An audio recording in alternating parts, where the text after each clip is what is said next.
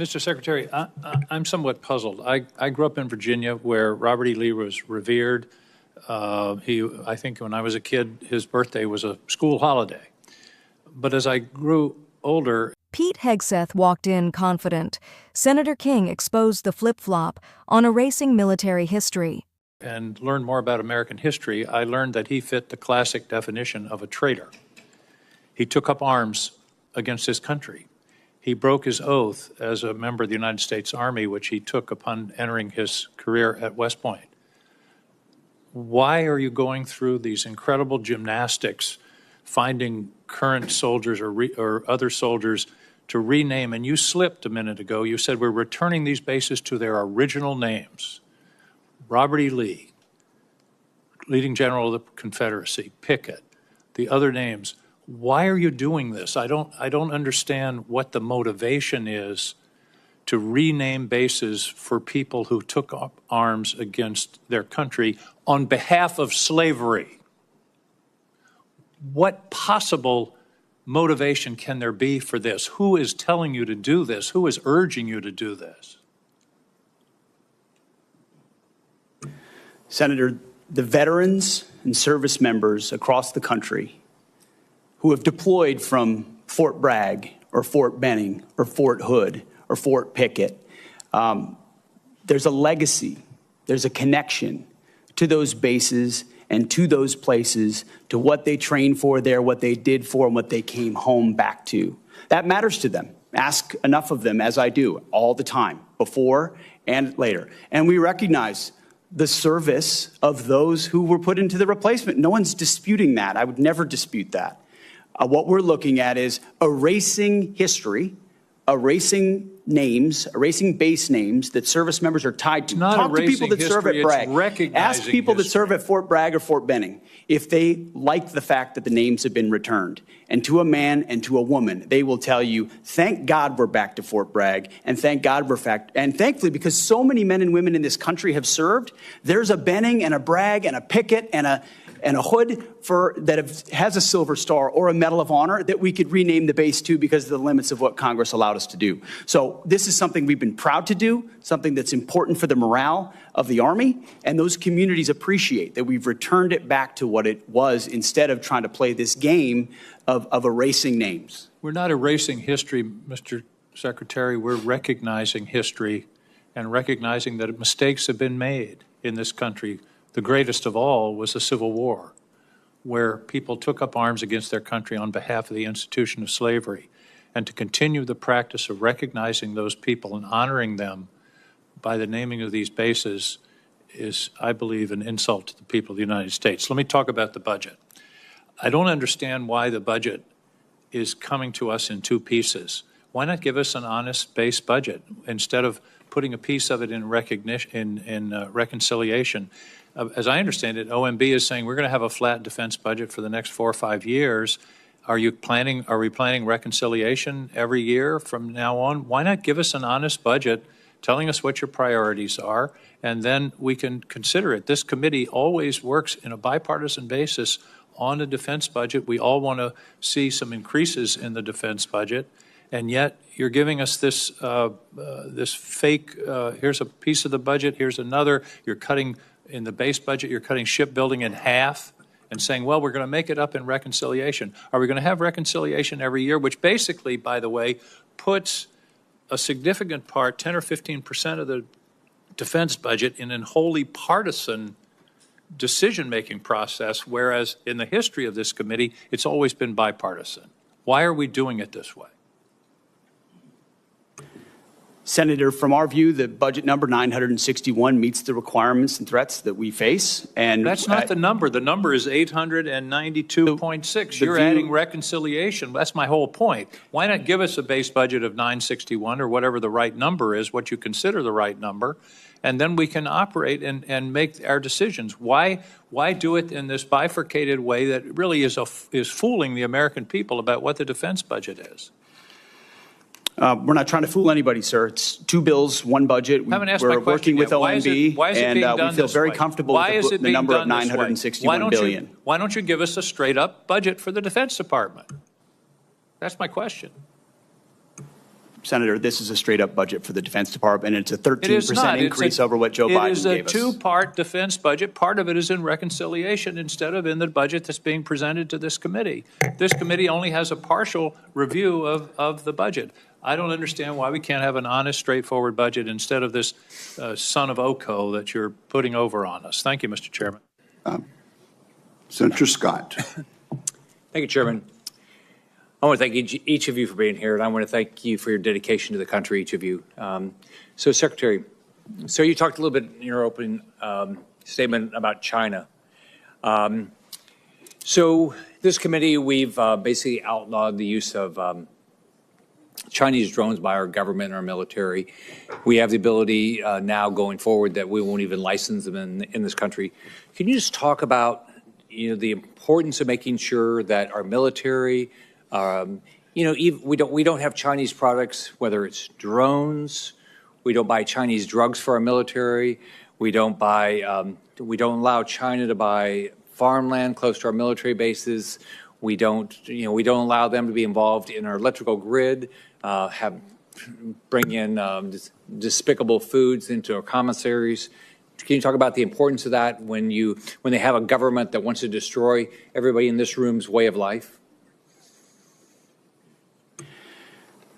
You're correct in what you're describing, Senator. We need to get smarter, faster.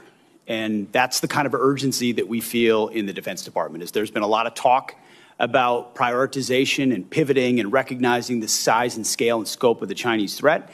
And then there's doing everything possible inside your decision cycle to include how you posture, how you procure, how you plan to ensure that it's not reliant in any way. You don't have Achilles heels in any part of the process, whether it's critical munitions or it's critical minerals or it's any number of our weapon systems. I mean, you've heard the president say, Golden Dome, his big signature priority for the defending the homeland will be American made, because we can't have systems like that dependent on what the Chinese could do about it later on. So we completely agree with you, and myself and the Deputy Secretary that's kind of an number one for us, is in making sure that what we source is sustainable. So if Communist China continues to build up their economy, do you think they'll continue to invest in their military? Yes, sir, and I think a lot of that spending is commingled. Right. And do you believe that that if the American public knew the risk of China and what you think about every day, that they would buy fewer Chinese products? Sure, sir, it's our job to think about that every day. If a lot of the information we saw were to be made public, there would probably be more urgency. Yes, sir. Do you think that we ought to be allowing Chinese companies to be able that support either the economy of China so they can build up a military, or companies that actually work with the Chinese military? Do you think they ought to be able to sell stocks in America? Senator, that's not really my lane, but I would say that the president is focused, especially through trade, on right-sizing a lot of those dynamics and making sure that American companies, American industries are protected and brought back to the United States. Okay. So whether it's Americans buying products that help China build their economy so they can build a military to try to defeat us, or whether it's buying Chinese drones or drugs or allowing them to buy farmland, you would recommend to the American public that we wake up and stop doing these things? Generally speaking, Senator, yes. Thank you. Senator Warren. Thank you, Mr. Chairman. So President Trump has deployed the National Guard and then the U.S. Marines to Los Angeles over the objections of state and local officials, saying that the troops are needed to support immigration detention operations that are being carried out by ICE. On Sunday night, the president threatened to deploy ICE agents to other cities around the country that he sees as, quote, the core of the Democrat power center, end quote, specifically mentioning Chicago and New York.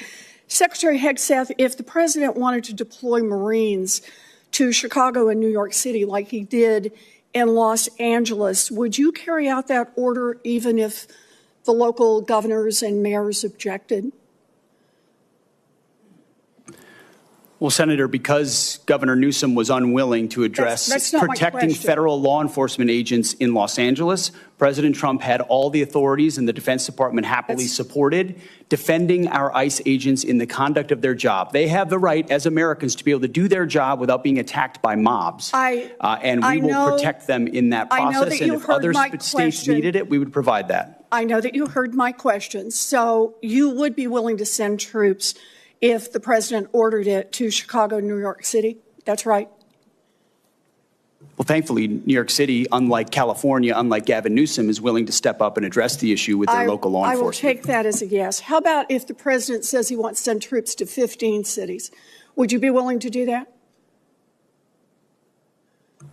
Senator, I don't accept your hypothetical because it's That's a hypothetical. Not a real That's one. the question. You're the Secretary of Defense. Would you send troops to 15 cities if the president said do it? Would you do it? 15 cities. Again, Senator, it's a complete hypothetical lacking any context Look, at all. You're the Secretary and I refuse of to box Defense. myself in based on You questioning can refuse, on a hypothetical. But you're here asking for $1 trillion, and I want to know how you're going to spend it. And so my question is, if Donald Trump tells you to send troops to 15 American cities, are you going to spend the money and send the troops? Thankfully, we're spending money on securing our southern border, a way the previous administration abandoned and allowed 21 million illegals to enter our country. So defending our homeland is a real serious priority under this administration, and we're doing it. I understand the question about defense. Secretary Hegseth, about 4,000 National Guard troops and 700 Marines have been sent to L.A. Is there a number of troops deployed to American cities over the objections of governors and mayors at which you would be concerned that we are undermining our national defense? Senator, we've spent 2 decades guarding other people's borders. We think at the Defense Department it's about time we shore up ours. So that's my question. Is there a number at which sending those troops to Los Angeles or Chicago or New York starts to undermine our ability to defend ourselves around the globe? Is there a number?